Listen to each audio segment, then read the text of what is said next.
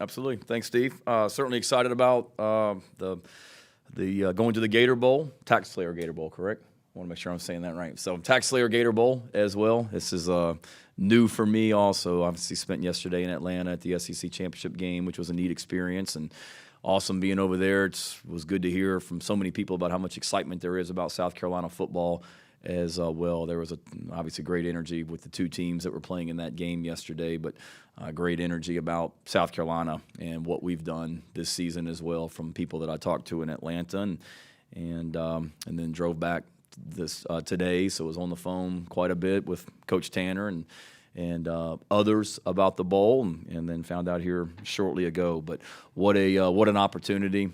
Certainly want to thank the Gator Bowl for inviting us. Greg McGarity, who heads that up, was the athletic director at Georgia when I was an assistant coach at Georgia. So know him well and know he'll put on a first-class experience for our guys. Pretty neat. I was thinking about it when I found out my dad's second bowl game ever as a college football coach was in the Gator Bowl. So my second bowl game ever as a head coach back in the Gator Bowl as well. So pretty cool. He went up against a freshman quarterback at Tennessee by the name of Peyton Manning. So I hope and didn't fare well. I hope we don't face the next coming of Peyton Manning in that one. But that one was actually in Gainesville. They were at the Florida Stadium because they were building the new Gator Bowl or the new stadium in Jacksonville for the Jaguars. So they played the game in Gainesville as well. And last time I was around the Gator Bowl was a few years ago. That's actually where I interviewed for a job with Kirby Smart in Georgia. Kirby had just gotten the job, and Georgia was playing in the Gator Bowl, and flew down the morning of the game because Kirby was down there to watch Georgia play, and interviewed with him that morning. Then he went to the game, and I hung out at the hotel until the game was over and then hooked back up with him. So neat to be back, but what an opportunity for our players to play a team like Notre Dame, a fantastic opponent. I know our fans are excited, as they should be, playing in the Gator Bowl for the first time, I believe, since 1987, one that our players are excited about, I'm excited about, and I know our fan base is excited about a new venue, new location to be playing in, a new bowl game as well. The opportunity, I haven't seen all the bowl matchups. I don't really know who's playing who, but I know this one's going to be right at the top as far as excitement about the game. Two nationally ranked teams that have had really great moments throughout the season as well.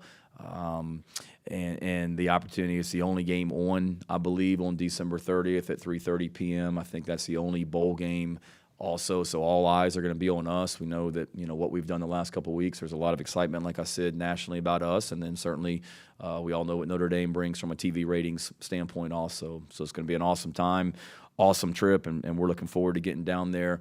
Certainly, said I wanted to thank the Gator Bowl. Certainly want to thank Coach Tanner because I know he's been burning up the phones as well over this last week and a half to try and get this done. Probably the first time you two have seen each other since last week as well. Also being here, but thanks to Coach Tanner and Chance and Charles Waddell and everyone in our administration for that, and it's good to be wanted. That's what I just told our staff. We just came from a staff meeting, and there were a lot of bowl games that wanted the South Carolina Gamecocks, and I think there's something to be said for that. I tweeted it this morning, and it's true. It's great to be wanted, and we were. Got a lot of work to do between now and then. I know a lot has happened since I saw you guys last at Clemson as well. Marcus Satterfield decided to take the opportunity at Nebraska. Wish him well.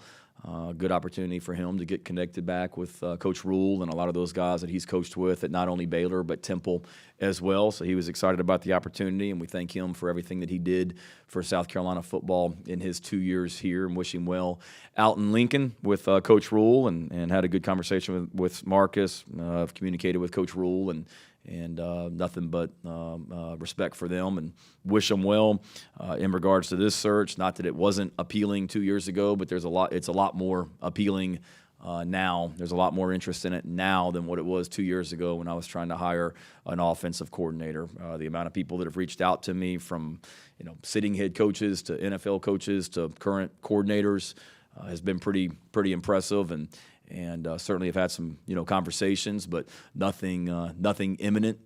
But certainly we can't wait forever, and we're not going to either. But I also want to make sure, as I did, everybody wants it done like tomorrow. I want to make sure we have the right fit and for everyone involved, not just in the short term, but long term as well for what's best for South Carolina football. Had a lot of individual meetings. We played the game against Clemson on Saturday. Sunday, gave everyone off. We all deserved a day off and needed that. And then Monday morning had a team meeting and had probably 30-plus individual meetings with a lot of the guys on our football team, just touching base, the season, where they are going forward. Some of them have a lot of decisions to make in regards to their futures, and had some really, really, really positive conversations with those guys. And certainly we have some guys that still have some decisions to make. But as always, we'll be open and honest with our players and want great lines of communication that are open as we help them to make decisions for their future as well. So we'll continue to help them through that. We did that Monday, Tuesday, and really Wednesday, and then we hit the road recruiting over the weekend as well. So our coaches were in multiple places, as was I, starting on Friday. Did some home visits on Friday and school visits on Friday, and then Atlanta yesterday. And today we've been back in the office, and tonight we've got our end-of-season awards dinner for our players. So about to head to that as soon as I walk out of here. And then we will be back out on. We got some coaches leaving tonight from the banquet to fly places to go recruiting tomorrow morning, and then I'll be doing the same off and on throughout the week. Going to spend a couple days or not long, but a short time in Las Vegas this week. I'm going out there to Sylvester Croom, who gave me my first opportunity to be a head coach in the SEC, or an assistant coach in the SEC back at Mississippi State in 2004. Coach Croom is being inducted into the College Football Hall of Fame, and I would not miss that for the world, to go out there and celebrate that with him. For the opportunity he gave me back in 2004 when I was a 26-year-old graduate assistant at the University of Tennessee, and he gave me a full-time job in the SEC. I'll forever be grateful for that. So I'm looking forward to going out there and honoring him as he's honored. And then from there, back to the recruiting trail. We'll be on the road recruiting the next week and a half, and then our plan as of now is to start bowl practices a week from this upcoming Thursday. So our players have exams this week. They need to focus on that, finishing up the semester strong. And then they'll have a little bit of a break once they get done with exams here at the end of the week. And then everybody will be back in Columbia on a week from this upcoming Thursday. Plan to get a handful of practices done here in Columbia before we break for a few days around Christmas time, and then reconvene in Jacksonville to start the week and get ready to have a great time down in Jacksonville against a great opponent. So that's kind of the update on where we are with a lot of things. Questions that you guys have? Shane, a couple for you. You mentioned some guys got decisions to make. One is Cam Smith definitely out of the bowl game after making his declaration, and two, have any other players come to you and said, I'm opting out of the bowl? In regards to Cam's situation, I had a good conversation with Cam, and I saw his tweet on that one, and beyond that, I don't have much to say other than I saw his tweet. No one else has told me at this point that they're not playing in the bowl game. And I think, like I said, there's a handful of guys that have some decisions to make, but everyone has told me they want to play in the bowl game, but they're also working through some particulars in regards to their specific situations. Jane, any of those phone calls from Atlanta, but with any offensive coordinators? Any phone calls? Any of those phone calls on the way back from Atlanta with offensive coordinators? Today? Yeah, a couple. And I guess when I wasn't talking to Coach Tanner about the bowl game, so we may have had it done, but he was wearing me out with both things today when he was calling me. And I guess, obviously, outside of your first go-around with hiring a staff, it's your first sort of major hiring as far as being the head coach, having a couple of years under your belt. What goes into that on your end? What do you look for? What's sort of the process of how you go about trying to hire someone for a role like that? Yeah, no, great question. For one, it's different now because 2 years ago I was trying to put together an entire building of people, 10 coaches and coordinators and strength staff and player development and on and on and on. This year it's a little bit different because you have pieces in place, but certainly when you're hiring a coordinator, particularly on the offensive or defensive side of the ball, that everyone is affected, everyone on the staff. So you're looking at what kind of person they are first of all. I want to make sure they fit with what we're doing in that building. How they would fit potentially with the coaches, that you already have on the staff, schematically what they believe in and what it would particularly, potentially look like. Does that person help get the very best out of your current personnel that you have on offense as well? Background, where they've been, where they've recruited, coaches they've been around, systems they've been a part of. Have they called plays before? Have they not called plays before? Have they been a coordinator? Have they been in the SEC? There's a lot of things that you look at, and there's a lot of great coaches that certainly have reached out, and some people would say, "Oh my God, like you could go hire that guy. That's a slam dunk." Well, maybe not. It may not be the right fit for what we're looking for. It may not be the right fit for our building and our people, and you're always just looking for that. If that makes sense. Shane, I know you guys haven't started a lot of bowl prep yet, but do you have a plan of who that 10th assistant coach is going to be and who's going to call plays maybe in the bowl game? We haven't gotten there yet. Right now, Lonnie Teasley and Greg Atkins are both on the road recruiting for us. They were both out last week. They'll both be out this week. So, that's something that you can certainly adjust and be flexible with. So both those guys are, I guess they're technically the 10th assistant right now because they're both on the road recruiting. And then as we get closer to it, our graduate assistants and analysts, they're not on the road recruiting this week. So to me, this is the most critical week of the year for them because they should be experts on Notre Dame when our coaches come off the road here recruiting in a week and a half.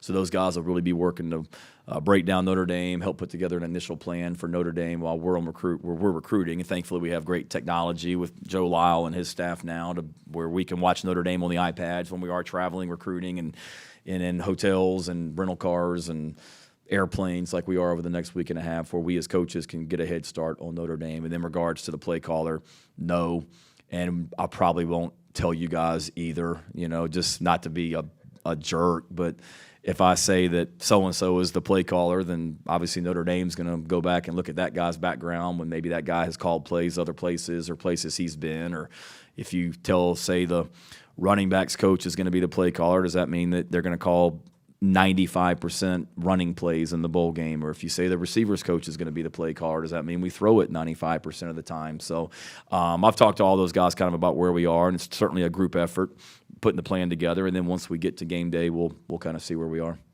Y'all had a heck of a wedding Friday night, I saw, huh? I'm disappointed I didn't get an invitation. I thought Wes and I were somewhat close. Guess not.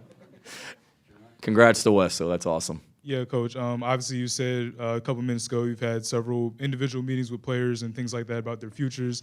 I guess in preparing for a bowl game, maybe some guys transfer, maybe some guys opt out. What are some challenges in that, and then maybe also some opportunities in that with, okay, maybe one player is not here, but someone else in the depth chart, I don't know, maybe gets another chance? Yeah. No, I think it's just that. It's a challenge when you lose guys that are key players for you. We obviously want every single person that was at Clemson last weekend to be playing in Jacksonville on December 30th. That's ideally what we would want.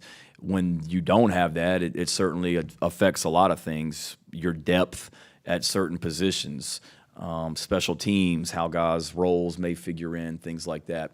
So it's a challenge, but it's also an opportunity, like you said. Last year, who was it? JJ, Enagbari, and Zaquandre, I guess, did not play in the bowl game last year. Well, it gave, Kevin Harris had a fantastic bowl game last year for us. They didn't play the same position, but Boogie Huntley, had a fantastic bowl game for us last year with JJ being out. So it gives other guys opportunities to step up. And then the other thing that we can do too is the NCAA allows you to play in 4 games and not lose a year of eligibility. So we've certainly got some freshmen that haven't played in 4 games yet that we could still play a game, still could play in this bowl game that maybe haven't been key figures for us this season. So that helps as well, just from a depth standpoint, to give those guys an opportunity to contribute also. I got 2 for you. Okay. Considering Coach Atkins' health issues this year, do you expect him back as a full-time offensive line coach next season? He's out recruiting right now. Okay. So we're full speed ahead right now, Phil. Okay. Secondly, as you go through your search for coordinator, knowing you have a quarterback, Spencer Rattler, who, is thinking about his future, maybe staying, maybe going, do you talk with him a little bit and kind of bounce ideas off of him and say, hey, what do you think of this guy, this way he runs things? You kind of run things not through him, but kind of consult him a little bit. Yeah, I mean, I'm not, every time I talk to a coach, I'm not calling Spencer and giving him a play-by-play of everything that guy talked about, but certainly Spencer has a decision to make, and whether it's Spencer or whether it's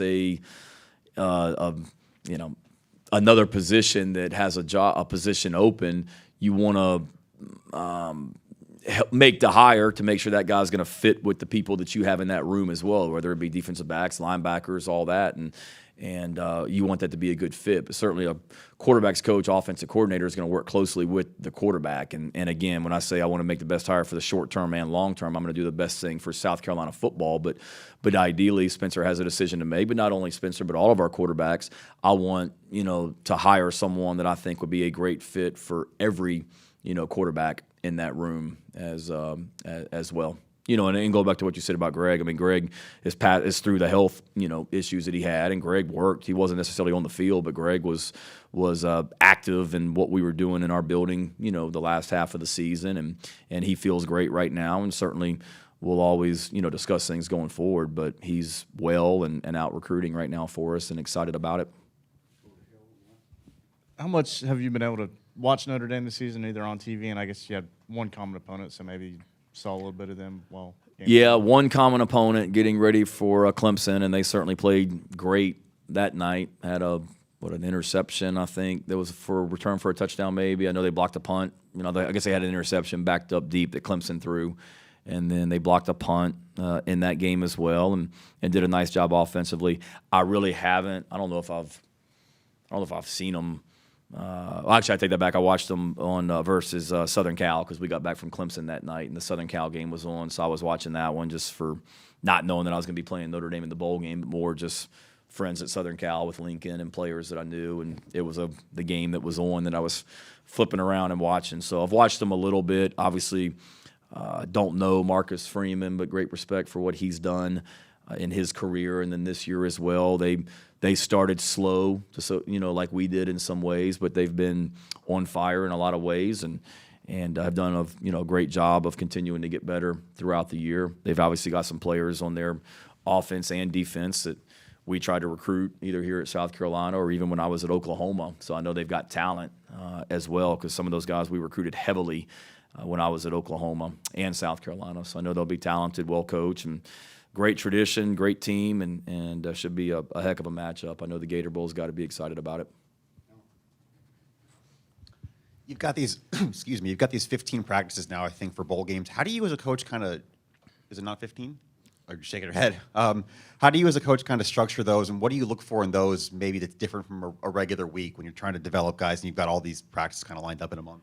Yeah, it's you're balancing getting ready for a football game, but you're also, bowl games are so huge because it's essentially becomes somewhat of an extra spring practice to help develop your current roster. So we always want to get better as a football team. So we want to get better as a team during this time, get our individuals better. It kind of goes back to the recruiting calendar. Last year signing day, I think, was like December 14th or 15th, somewhere in that range. This year it's December, I think, 21st. So it's a week later, which that affects your bowl practices. So I think last year, for example, I think North Carolina, we got a full, I want to say 8 days of practice in Columbia before we broke for Christmas and then went to Charlotte. This year, I did different scenarios for all the different bowl games, just weird like that. But coming back from Clemson and that Sunday, just kind of jotting together like a calendar. Okay, if we go to wherever, Tampa, Orlando, wherever it may be, and Jacksonville, here's what the calendar would look like. And I believe it will just end up being 4 practices, I think, in Columbia before we end up no, that's a lot. 3 practices and then kind of into a normal game week. So we'll get about a week of practices. But to answer your question, it worked for us last year, and we'll probably do something similar this year, that I want to have like a normal game week, if you will. We practice on Sunday, take Monday off during the season, Tuesday, Wednesday, Thursday are our main practices. So I want to have like a normal game week before we break for Christmas. So, okay, if I say this is going to be our last day in Columbia, then the last day in Columbia is like a Thursday practice, the day before Wednesday, the day before that's Tuesday, the day before that would be Sunday because we take Monday off. So having like a normal week and then having as many practices that aren't about Notre Dame before that, if that makes sense. So we're probably going to get about 3 or 4 practices on just ourselves, kind of like an extra spring practice. It's going to be more for the development of the young guys. Then after that, it'll be 4 practices of Notre Dame prep, like a game week. And then when we get to Jacksonville, it would be another game week, but it's just kind of like fine-tuning and shorter and less time on the field. Worked for us last year, so we'll see if it works this year. Hopefully it does. Yeah, because speaking of, we got a couple quick ones for you. Speaking of Notre Dame, obviously a legendary program. Beyond watching Rudy, do you have any experiences over your life with the Irish? Well, first of all, I got to bring up Rudy with the players because it crushed me last week. Half of our, actually not half, I think like 90% of our team hasn't seen the movie Hoosiers, which it just blows my mind. Like last year it was the program that some of our guys hadn't seen the program. But then we brought up Hoosiers because Limbo had it in a special teams meeting with Jimmy Chitwood on the PowerPoint with the quote, "I'll make it, coach." And I saw guys looking around. I asked Brad Johnson, "Do you have any idea what movie that's from?" And nobody did. So I'm like, well, surely I don't want to like throw guys under the bus, even though I just did Brad. Ask somebody else, "Do you have any idea?" And they know none of them knew. I think Austin Stogner knew it was Hoosiers. So it's like, how have you not seen Hoosiers? So we got to talk Rudy because I don't know if they've seen Rudy either. I'm sure they've heard of it, but that was a sad day to find out that many guys on our team have not seen the movie Hoosiers and Jimmy Chitwood. My experiences at Notre Dame, yes, had some great ones actually. Movie Rudy. In 2001, I was a graduate assistant at Tennessee, and we played up there. So that was my first time ever going up there, and what an experience that was to be able to, play in that, coach in that stadium, even though I was just a graduate assistant, and the tradition and beautiful campus. And then obviously an amazing trip in 2017 when I was at Georgia. So I guess that was like the first time an SEC team had played in South Bend either ever or in forever. And that was awesome. That was a Saturday night, Jake Fromm's first start because he had just gotten hurt the week before against App State, and we went up there with a true freshman quarterback, beat Notre Dame on a Saturday night in South Bend, which was pretty awesome, and then ended up playing for the national championship that same year. So hopefully this Notre Dame experience will kickstart something special like that for us in 2023 as well. And then, sorry for the Hoosiers kick. I'm sorry. It still bothers me. It really and does. then you got pretty intimate with mayonnaise last year. Any plans to like wrestle a gator, eat gator for them? They haven't brought up anything to me yet. I say yet because I said it last week in an interview. Like all these bowls are like, man, this guy let mayonnaise be dumped on his head last year, so he's probably open to anything. But I'm not a big alligator guy, so I can't imagine it's going to be anything with live gators. But I'm all for it. If it means he won the game, I'm willing to talk about the possibilities. Hey, Coach. Hey. So you talked earlier today, or you wrote it on Twitter, that you're so proud of the progress this program has made, and you're playing such a storied program in Notre Dame in the Gator Bowl. Just talk about what a game like this, playing in a matchup like this, does for the momentum in the program, and then also for recruiting purposes as well. Yeah, no, it's huge, and I am proud of the progress. To be, 2 years ago, this team was 2-8, and then last year, to go to a bowl game and win it, and then this year to have multiple bowls that are fighting over you as well. I mean, Coach Tanner probably felt like a 5-star recruit this week with all the people that wanted us in his game, wanted us in their game. So I'm proud of the progress that we've made. Certainly, the last 2 weeks have been monumental for our program, just on a national stage and with recruits as well. That validates what we're doing and that we're on the right track. And we were doing some great things already before that, and recruiting was going really well before that. But certainly being able to do what we did against Tennessee and Clemson was huge, and has done nothing but create more energy. There was a lot more, I want to say excitement, but it was a lot more fun walking into high schools last week coming off a win over Clemson and a win over Tennessee than what it was the previous year when we hadn't done that. Shane, would you consider calling the plays offensively? I would, if I felt it was the best thing for the team. Something I haven't ruled out. And also, when was the first time you got an inkling that Marcus Satterfield may take a job with Nebraska? How did that process go in the communication? Bless you. It was, I know the relationship that he and Matt have. So once Matt got let go by Carolina, I knew because of what Coach Rule had done in the in college football that he was going to have other college teams that were interested in him. So I certainly knew that he would make a phone call to Marcus if he ever got a job again in college.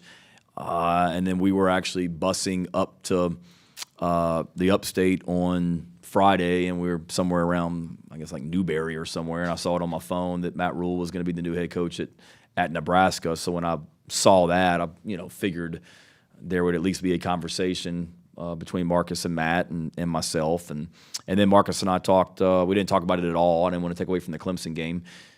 And then we talked on Sunday and a couple times. Talked on Monday morning a couple times. Was there another one, or was that it? And that was it. Yeah, sorry. Shane, any plans to call Dabo and get a Notre Dame scouting report from him? See, Gene's not in here, is he? He asked that question like a month ago, and it went like sideways, and it turned into me calling Clemson about stuff. So no, I probably will at some point. I don't know. He's congratulations to them on last night, and he's got a big one. So if he wants to reach out, I guess what they're playing Tennessee. So at this point, no, hadn't thought about it, but when you're getting ready for bowl games, you talk to a lot of different people, in regards to who they've played and things like that as well. So, We're going to cut it off. Coach has a little dinner he's got to get to. yes, sir. All right, thank you guys. We will see you soon. Appreciate all you do.